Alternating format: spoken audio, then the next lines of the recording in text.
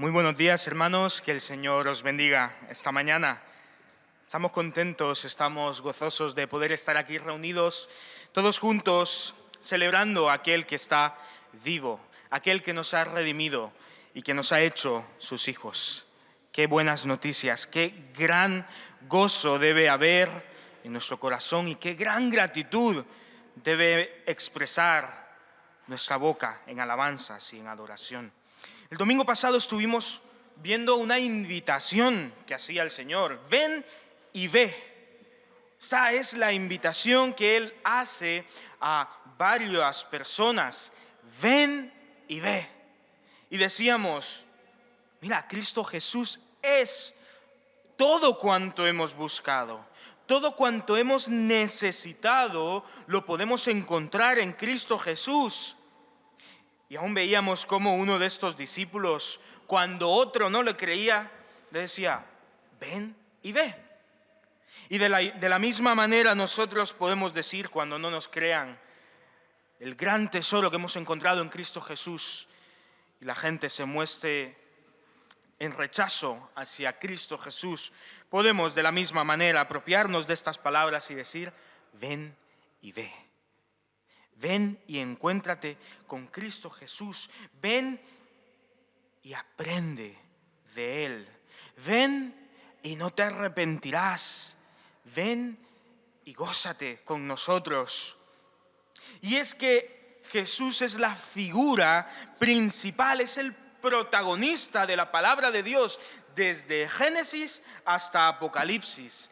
Desde el momento en el que la creación aparece en el Génesis hasta el momento en el que ya Él hace una nueva tierra, un nuevo cielo y estamos todos ante su presencia en Apocalipsis.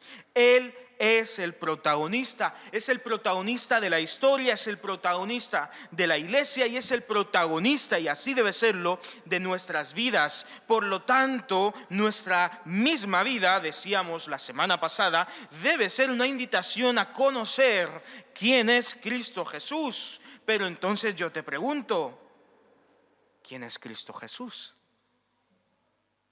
Porque muchas veces hablamos de Jesús sin conocerlo.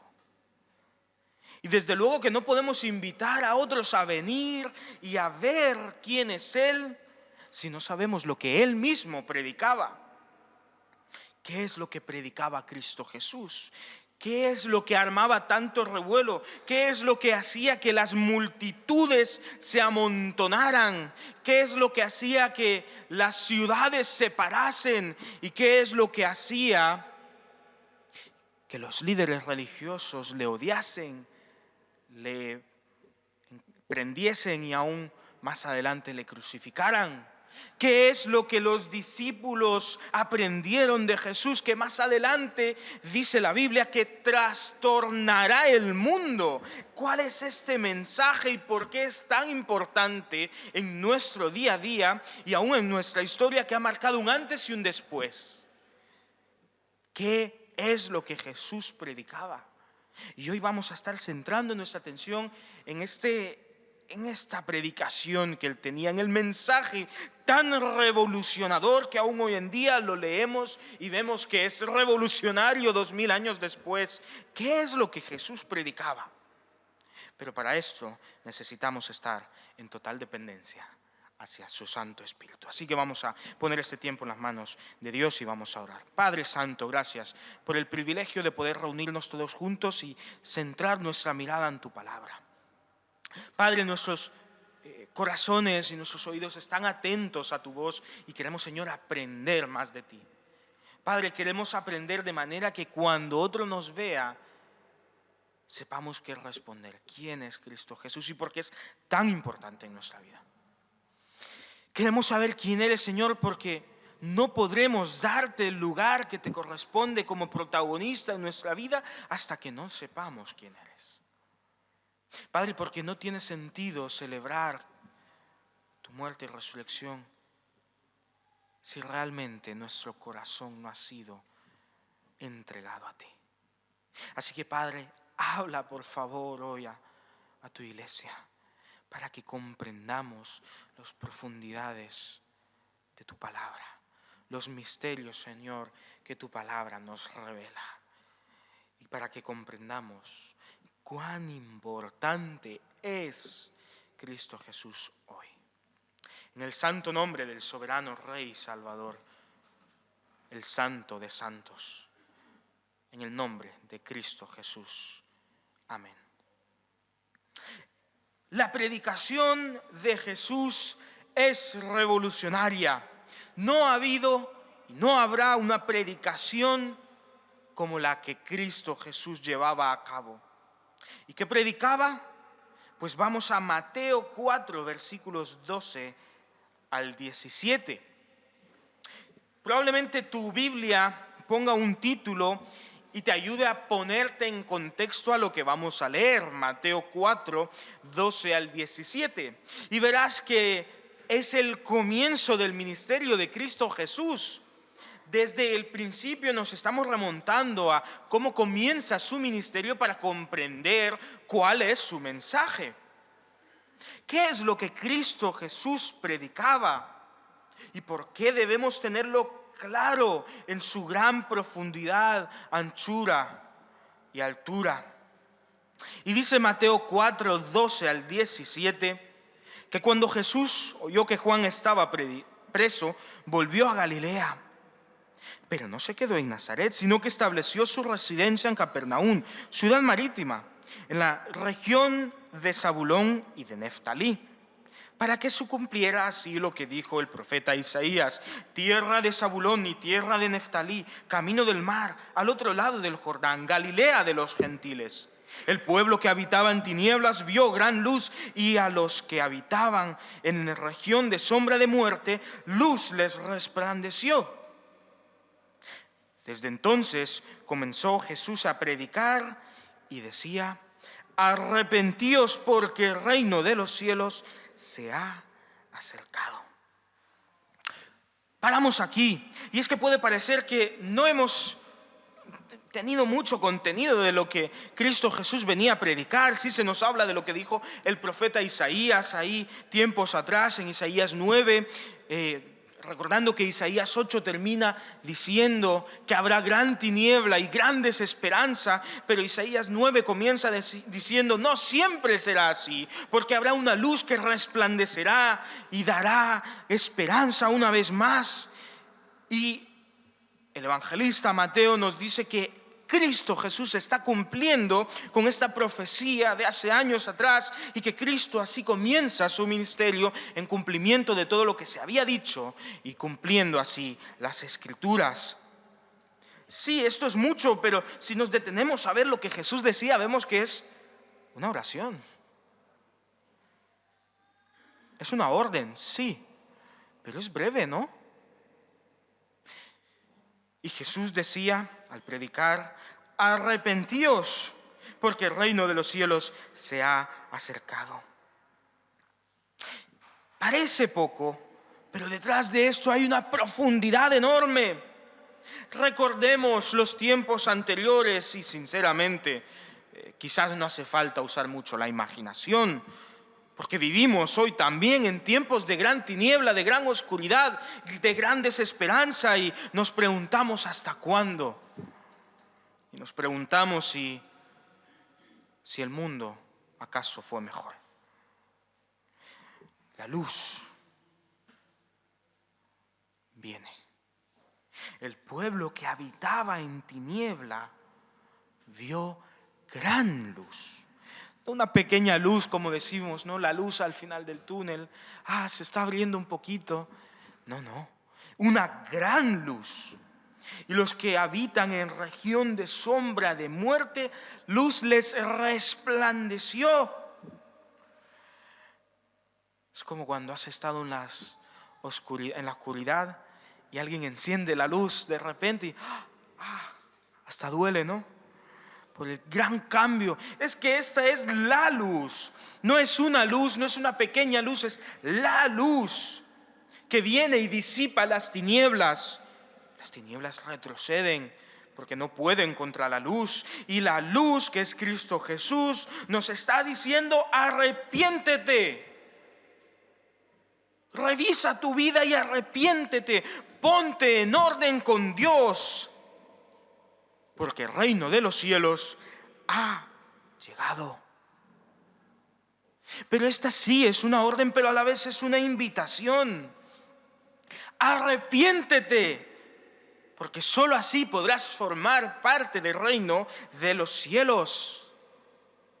Y si vamos atrás y si vamos al primer libro de la Biblia, Génesis 3, vemos cómo el pecado entra al mundo y cómo el pecado desde entonces ha ido haciendo estragos. De manera que la propia naturaleza del hombre queda totalmente corrompida por el pecado. Y estamos a merced del pecado. Somos víctimas del pecado, pero también hemos de decir que somos cómplices del pecado. Estamos en tiniebla, pero también hemos sido autores de las tinieblas. Desde Génesis 3 el Señor nos dice que hemos pecado y que como pecadores estamos separados de Dios. Acto seguido al pecado de Adán y Eva, ellos son expulsados del jardín del Edén. Y la comunión perfecta que encontrábamos en esos primeros momentos de la creación ya no vuelven a ser igual. Y es que tenemos que entender que Dios es santo. Y más aún que santo, es santo, santo, santo. Y como santo, como el todopoderoso Dios creador de lo bueno, porque hizo la creación perfecta, Él no está en comunión con el pecado. Pues el pecado es la rebeldía propia contra Dios. En el Edén vemos como Adán y Eva quieren ser Dios. El pecado es querer robarle el lugar a Dios, usurpar aquello que solo a Él le pertenece. Y en nuestro esfuerzo por ser nuestros propios dioses, hemos caído en gran tiniebla. Por eso, hermanos, el mensaje de Cristo Jesús es alentador. Nosotros pecamos contra Dios. Nosotros nos hemos alejado de Dios. Nosotros no tenemos comunión con Dios. Pero el reino de los cielos se ha acercado. Yo no me puedo acercar al reino de los cielos. Yo no puedo tener comunión con Dios. Él se ha acercado. Él se ha dado a conocer. Desde el primer momento, desde el instante uno, desde el primer sermón, podríamos decir, desde la primera predicación, el Señor Jesús está diciendo: arrepiéntete, porque el reino de los cielos se ha acercado, porque Dios se ha acercado a ti, se te ha dado a conocer. Arrepiéntete, porque quiere que vuelvas a tener comunión con Él. Estas son muy buenas noticias. A pesar de que tú y yo no pudimos acercarnos a Dios, Él se acerca a nosotros, los pecadores, los muertos en delitos y pecado, para traernos vida y vida abundante.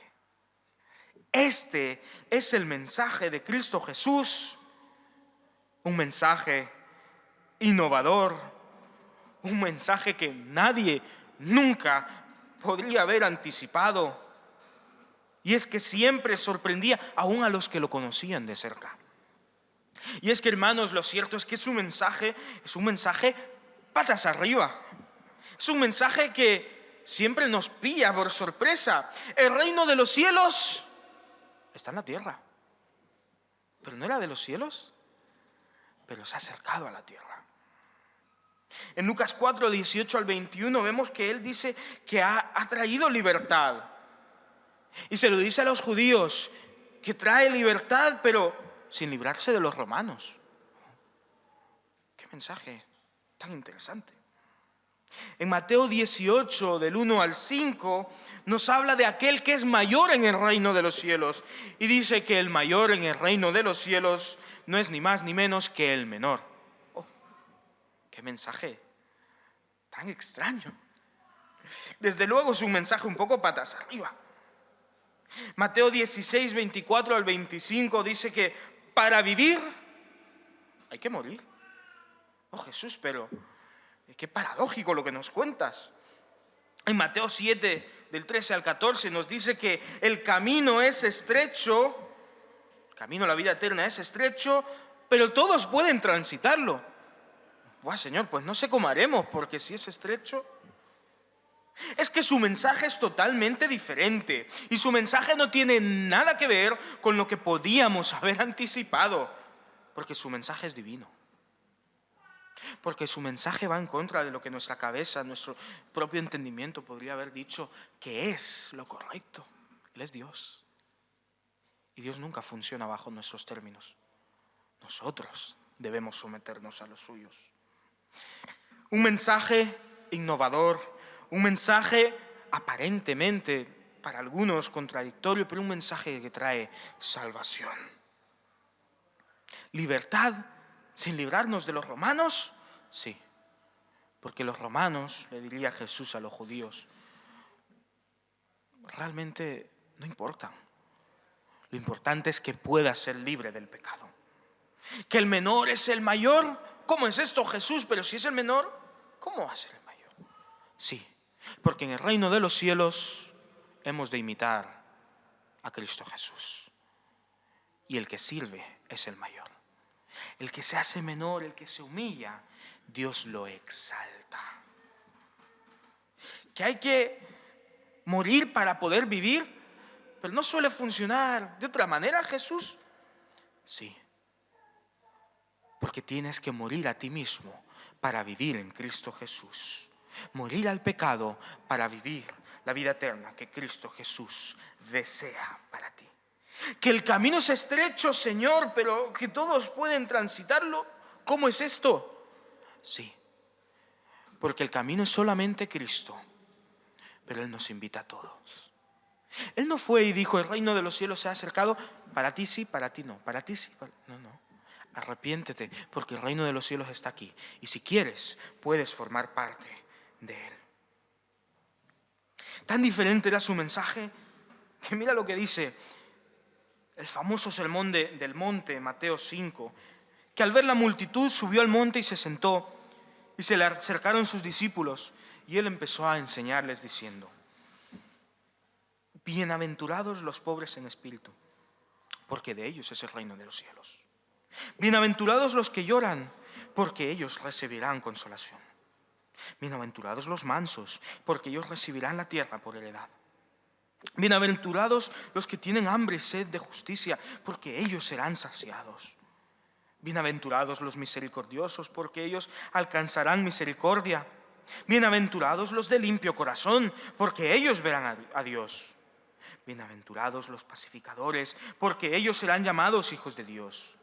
Bienaventurados los que padecen persecución por causa de la justicia, porque de ellos es el reino de los cielos. Bienaventurados seréis cuando por mi causa os insulten, os persigan y digan toda clase de mal contra vosotros mintiendo. Gozaos y alegraos, porque vuestra recompensa es grande en los cielos, pues así persiguieron a los profetas que vivieron antes que vosotros. El Señor varias veces dice bienaventurado, más que feliz, inmensamente feliz, dichoso, gozoso. Algo que nadie te puede arrebatar, una alegría, un gozo que nadie te puede arrebatar, una alegría y un gozo que solo puede venir del Señor. Dichosos, y empieza a hacer una lista de personas que no tendríamos por dichosas, por bienaventuradas. Oye, ¿que eres pobre en espíritu? Enhorabuena, porque el reino de los cielos está hecho para ti. Oye, que estás en llanto, pues bienaventurado, enhorabuena, porque recibirás consolación. Ah, que eres manso, de esos que el mundo siempre quiere pisotear, bienaventurado, porque recibirás la tierra por heredad. Ah, que tienes sed de justicia y hambre de justicia. Bienaventurado, porque serás saciado. Ah, que eres misericordioso, de esos que la gente se quiere aprovechar, de esos que no devuelven mal por bien. Pues bienaventurado, porque alcanzarás la misericordia. Ah, que tienes un corazón limpio. Enhorabuena, verás el reino de Dios. Ah, que eres pacificador en un mundo de guerra. Muy bien, bienaventurado, porque serás llamado hijo de Dios. Ah, que te están persiguiendo porque sigues a Jesús. Ah, que te insultan, que se inventan mentiras en tu contra por causa de Jesús. Bienaventurado, gózate y alégrate, porque tu recompensa no es aquí, en la tierra, donde lo material se corrompe y es temporal, donde el tiempo a todos y cada uno de nosotros, tarde o temprano, nos reclamará. No, tu recompensa está en los cielos, porque el reino de los cielos se te ha acercado. Pero arrepiéntete. Ten un corazón dispuesto, diferente. Ten un corazón tal y como Jesús demanda. Pero no podemos hablar del reino de los cielos, no podemos hablar del mensaje de Cristo Jesús sin pensar en el Rey del reino de los cielos. ¿Puede haber acaso un reino sin un rey? No, de ninguna manera. Si estamos hablando del reino de los cielos, tenemos también que hablar de su rey. Y si vamos a Mateo 21, vamos a encontrarnos con el rey del reino de los cielos. Hemos hablado de cuando Jesús comienza su ministerio y empieza a predicar: arrepentíos porque el reino de los cielos ha llegado. Pues ahora estamos a una semana de que Jesús termine y concluya su ministerio. Estamos a nada. Y se nos narra en Mateo 21, del 1 al 11, lo siguiente. Cuando próximos a Jerusalén llegaron a Betfagé, junto al monte de los olivos, Jesús dijo a 2 discípulos: id a la aldea que está enfrente de vosotros, y enseguida hallaréis una asna atada y un pollino con ella. Desatadla y traédmelos. Y si alguien os dice algo, respondedle: el Señor lo necesita, pero luego la devolverá. Todo esto aconteció para que se cumpliera lo que dijo el profeta: decid a la hija de Sión, mira que tu rey viene a ti, manso y sentado sobre un asno, sobre un pollino, hijo de animal de carne. Entonces los discípulos fueron e hicieron como Jesús les había mandado. Trajeron el asna y el pollino, pusieron sobre ellos sus mantos y él se sentó encima. Y una gran multitud desplegaba sus mantos en el camino. Otros cortaban ramas de los árboles y las tendían a su paso. Y la gente que iba delante y la que iba detrás le clamaba diciendo: Hosana al Hijo de David, bendito el que viene en el nombre del Señor, Hosana en las alturas. Y cuando Jesús entró en Jerusalén, hubo gran agitación en la ciudad y unos preguntaban: ¿quién es este? Y otros respondían: este es Jesús el profeta, el de Nazaret de Galilea. ¿Puede haber un reino sin un rey? De ninguna manera. Pero es que el reino de los cielos no carece de un rey. En el reino de los cielos encontramos a el rey. No un rey entre los muchos reyes que hay, cada uno reclamando más y más autoridad. No, el rey de reyes, el soberano absoluto. Y la multitud reconoció a Jesús como el rey. Ya estaba dicho: mira, que tu rey viene a ti. Y él viene cumpliendo con la manera en la que estaba escrito que él vendría. Y la multitud le reconoce como rey. Y la gente que iba delante y la gente que iba detrás aclamaban diciendo: Hosana al Hijo de David, bendito el que viene en el nombre del Señor, Hosana en las alturas. Y la gente se conmovía y se preguntaba: ¿quién es este? ¿Quién es este? ¿Por qué tanto revuelo?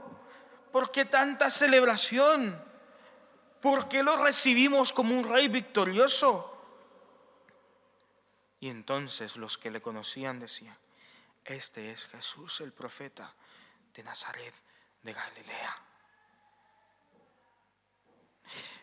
El recibimiento de Jesús en Jerusalén es el recibimiento de un rey triunfante en su ciudad. Si tú y yo estuviésemos en esa época y hubiésemos tenido que ir a la guerra y hubiésemos salido victoriosos, habríamos sido recibidos de la misma manera, con cánticos, con celebración, porque hemos vuelto con la victoria bajo nuestro brazo. Jesús no había ido a ninguna guerra y desde luego lo único que había hecho, que no es poco, era predicar: el reino de los cielos se ha acercado, arrepentidos. Pero fue recibido como el rey triunfante sobre su ciudad. Y el pueblo exclamaba esta palabra que no sabemos probablemente su significado muchos de nosotros. Esta palabra que dice Hosana. Esta palabra significa sálvanos ahora. Y es que la construcción verbal de esta palabra es una orden. Nos da a conocer la urgencia que existe en la persona que reclama la salvación. Es una salvación que necesitamos ya, que no puede esperar inmediatamente. Estoy realmente perdido. Necesito salvación. Sálvame ahora. Otra manera preciosa de traducirla por su uso que tuvo en los salmos es: sálvanos, Señor, te rogamos. Ya no es dirigida a cualquier persona, es dirigida a Dios mismo. Sálvanos, Señor, te rogamos, lo anhelamos, lo necesitamos, estamos perdidos, totalmente a tu merced. Es un llanto de urgencia y necesidad que durante tanto tiempo el pueblo de Israel y la humanidad misma había dicho día a día: sálvanos, Señor, te rogamos, sálvanos ahora. Pero el llanto, el ruego, ese día se convirtió en canto, en júbilo, en alegría. Hosana al Hijo de David, bendito el que viene en el nombre del Señor. Hosana en las alturas, porque el profeta Jesús de Nazaret de Galilea está entrando cual rey triunfante en su ciudad. El reino de los cielos se ha acercado. Aquí está su rey, soberano y victorioso. Aquí está aquel por el cual clamábamos y reclamábamos una y otra vez, diciendo: sálvanos, Señor, te lo rogamos. Y lo recibieron con alegría. El reino de los cielos se ha acercado. Pero la alegría de ese domingo, 2000 años atrás, se tornaría en ira una semana después. Este mismo clamor de alegría se convertiría en el reclamo dirigido a la misma persona en la misma ciudad. Pasamos de decir: Hosana, Hosana al Hijo de David, bendito el que viene en el nombre del Señor, Hosana en las alturas, a decir: crucifícalo, sea crucificado, crucifícalo. Pasamos de reconocer al Rey soberano y rogar su salvación a rogarle a un rey humano: crucifícalo.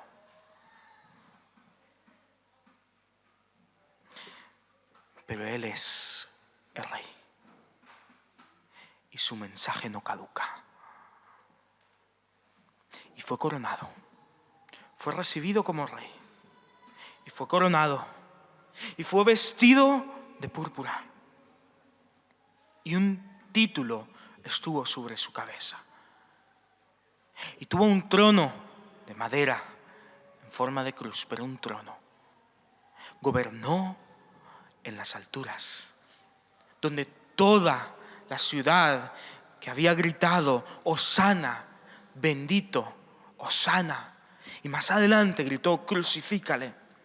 Todo el pueblo le vio gobernando soberano en esa cruz. No te engañes, Él nunca dejó de ser Rey. El reino de los cielos se nos ha acercado. ¿Quieres formar parte del reino de los cielos? Arrepiéntete. Él quiere perdonar nuestros pecados, por eso vino y se dio a conocer. Él quiere darte vida nueva, vida eterna. Por eso vino a la humanidad y dio su vida en tu lugar y en mi lugar, para que hoy nosotros, juntos a una sola voz, digamos: Hosana. Pero ya no es un ruego: sálvanos ahora, sálvanos Señor, te rogamos. Es: Hosana, gracias por tu salvación. Pues el mismo nombre de Jesús significa el Señor salva. Su propia identidad era una respuesta a nuestro clamor de necesidad. ¿A qué esperas? ¿Conoces ya al Salvador, que dio su vida por ti y al tercer día resucitó con poder? ¿Conoces ya las buenas noticias, que el reino de los cielos se nos ha acercado? ¿Sabías que puedes formar parte de este reino? Que solo tienes que arrepentirte y aceptar a aquel que es el Rey. Seguiremos estudiando la siguiente semana sobre este Rey y cómo fue su coronación, cómo fue su victoria, cómo fue esta gran noticia, que el reino de los cielos ha sido fundada en la tierra. Gracias, Padre, por tu salvación y tu misericordia, por tu respuesta, Señor, a nuestro clamor de Hosana. Gracias, Señor, porque no hay manera en la que nuestro corazón no pueda estar agradecido por lo que tú has hecho en nosotros. Y, Señor, solo podemos decir gracias. Gracias, gracias y gracias, Señor. Porque en nuestra miseria no te alejaste de nosotros. Lo contrario, Señor, en nuestro pecado tú te acercaste a nosotros. El justo se acercó a los pecadores. El justo dio su vida por los injustos, para que así nosotros también podamos ser llamados justos. Gracias, Señor, porque tu victoria no fue temporal y tu coronación no terminó en una cruz o en una muerte, sino que es vigente hoy.